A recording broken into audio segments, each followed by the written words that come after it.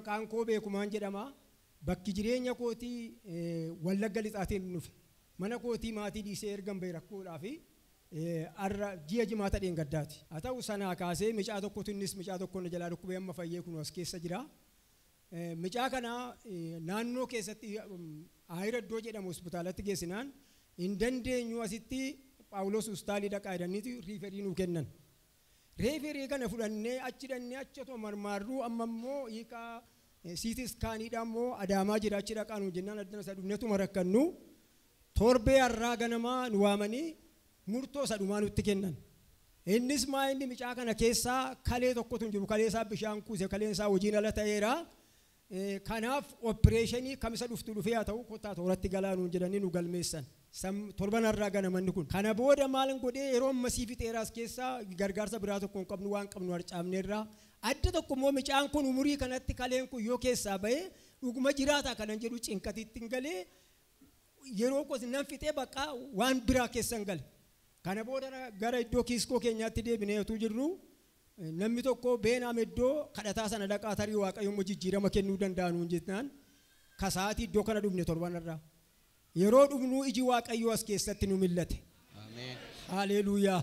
Ameen. Waaqayyoo iji Waaqayyoo sin haa millatu. Ameen. Kanarratti as baanee waan hakiimiin sila jedhan karaa raajii kana Waaqayyoon nutti dubbate.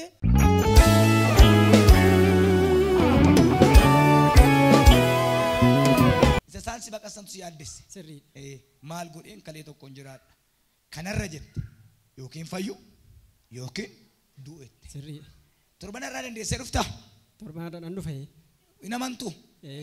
Ana manee irraa jaa amma jedhee amma kaleen tokko hin gala.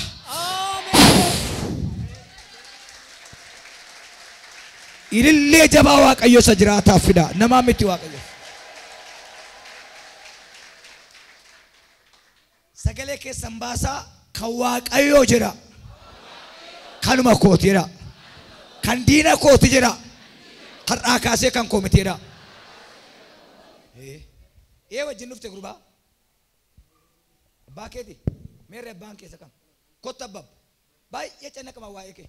Horii baay'ee baaftanii. Birrii baay'ee baaftan. Ati hin fayyine karaadhaa deemtu bakkee bultu waan nyaataa mana qorichaatti sirriidhaa abbab. Baay'ee jaallattaa ilma kee. Birrii baay'ee itti baaftee.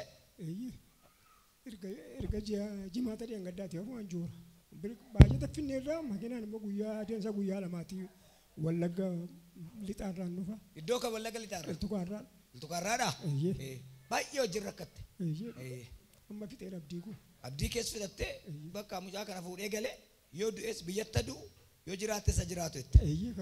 Mucaan kee kaleen haara'ee ulfina argatee biyyatti sii gala jedha Yesuus.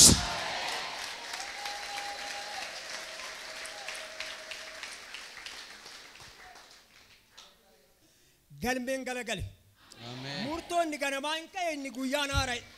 Waaqayyo fayyinaa nu gonfee fudheen gale waayina mucaan kun sinaa gale. Ameen. Mee Waaqayyoon galateeffadha. Iyyaadattu taanaan torban irraa waaree booddeedha. Na iyyaadadha. Gaafa mucaan fayyee ergamaan isaanii monkufan.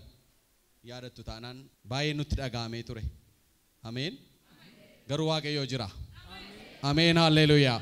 Akka jedhe namni Waaqayyoo kun kalee tokkotu keessan jiru amma Waaqayyo kaleetti sii deebisaa jedheen.